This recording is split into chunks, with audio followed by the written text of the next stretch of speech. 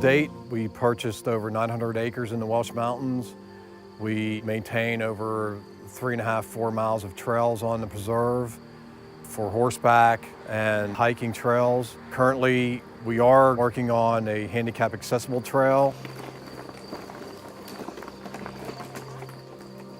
On some of the first visits to the site, they had me bulldozing through the woods in my wheelchair. Tried not to get stuck too many times, but we did identify an area suitable for wheelchairs for about a half-mile loop in the first phase, and then hopefully be able to add to that and have a little bit longer loop to extend that. That began the whole project when Steve was on the site, and we initially had him on some of these trails that weren't really conducive for him to venture out in the woods. That was very important. As I was thinking about how this trail could be utilized for the handicapped or the elderly, one of the first things was we needed to think about someone out here that doesn't have a lot of stamina, and to put benches every so often and to identify that on a sign that people know as they go in that there's a bench perhaps every 100 yards, and to give a total outline of what the trail is so that you don't get in there, you're not sure how long it is, can you make it the whole way, but that everybody knows what's up front before you head on the trail. The first part of the process, we came out here and identified a place to have a safe parking lot. This road does have some twists and turns, and we needed to find a part on the mountain out here that we could build a relatively level trail. When most people in wheelchairs want to go anywhere or do something other than shopping or out to eat, there's really nowhere that is accessible for them to get out into nature and experience the outdoors on a nice, smooth trail that's safe and a good place to take grandma or your friend out to get out in the outdoors. We are protecting the land, the water resources, the headwaters throughout the county, and also to provide recreational opportunities for the general public. 1, 2, 3. The Handicap Accessibility Trail could be a first of its kind for the Lancaster County Conservancy. It's a pilot project, and that's why we do believe it's important to do it correctly the first time.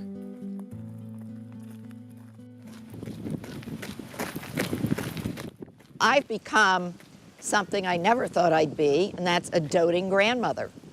And our family are very nature and outdoors oriented, and I learned this year that my twin granddaughters can't navigate our preserves. Well, it's very wide, this stroller, so there's only certain places we can go.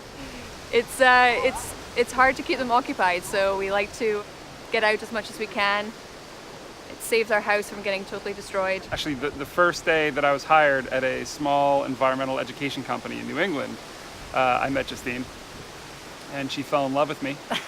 And initially, we spend a lot of time in nature and learning about nature, so we really love it. It's a little bit poetic that we're standing here today because our relationship began in the woods in New England, and now we're trying to pass that along to our kids. Yeah. A lot of the things that we do in the Conservancy is partner with other organizations, municipalities that are trying to also make nature available to people. And this is an example of how we work together to provide a trail that is very accessible and very friendly to everyone.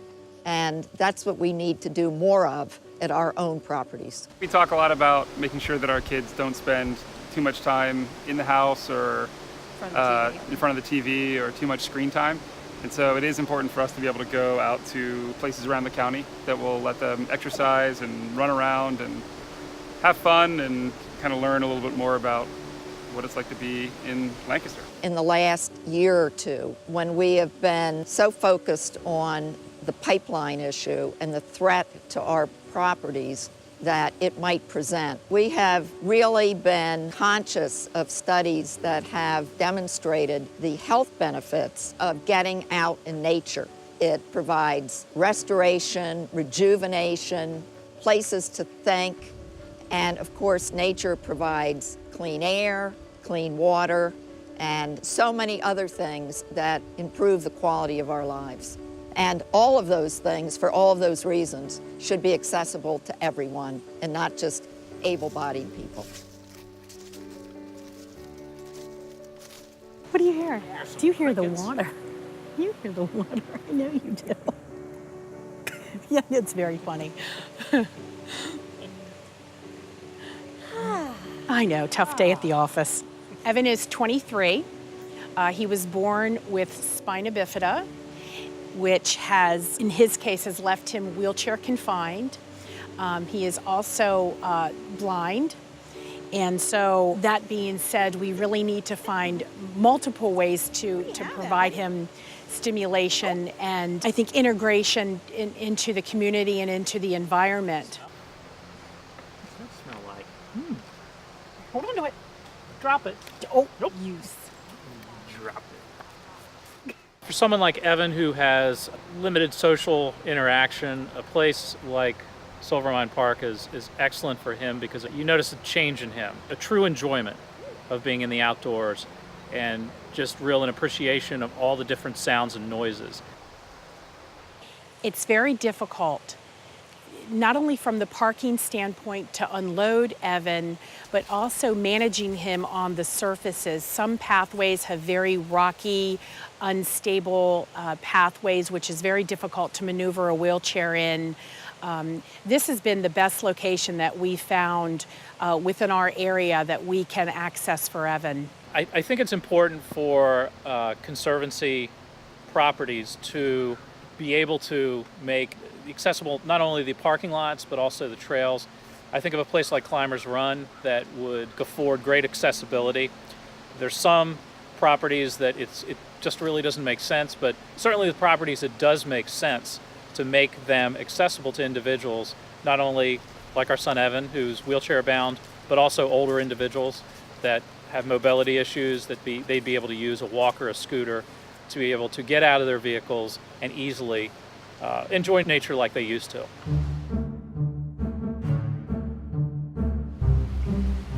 I'm Dick Minnick. We're here at Climbers Run, which is a preserve of the Lancaster County Conservancy. The Lancaster County Conservancy has about 5,200 acres of preserved forest land in Lancaster County. About 4,200 of those acres are actually owned by the Conservancy and open to the general public. We feel that there's probably generations of people who have lost track of the value of nature, all the beautiful things that are given to us.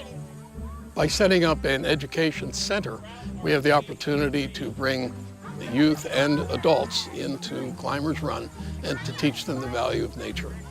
Obviously, we cannot provide handicap access to folks on every single one of these trails. Some of them are challenging, but we are going to do the best we can with those where it is possible, such as the Welsh Mountain Preserve and here at Climbers Run. We want to provide handicapped access to the first story of the barn, and we also want to provide a switchback coming down from the barn down to the bridge that I'm standing on now, which will give easy access over to the pond and the Climbers Run stream and the area where the Boy Scouts rehab the cabins. There's also going to be a bridge, which would be part of the project as well. And in addition to that, we plan on getting a vehicle that would transport people from the barn, maybe even up to the top of the mountain here at Climbers Run. The Conservancy depends so much on the generosity of our supporters. Without their help, we wouldn't be able to do what we do. Those of you in the audience tonight, and I do know who you are, have been very generous to us. And we hope you will continue to do that, not just with our annual appeal tonight, but in supporting the Lancaster County Conservancy in the years to come. Thank you very much.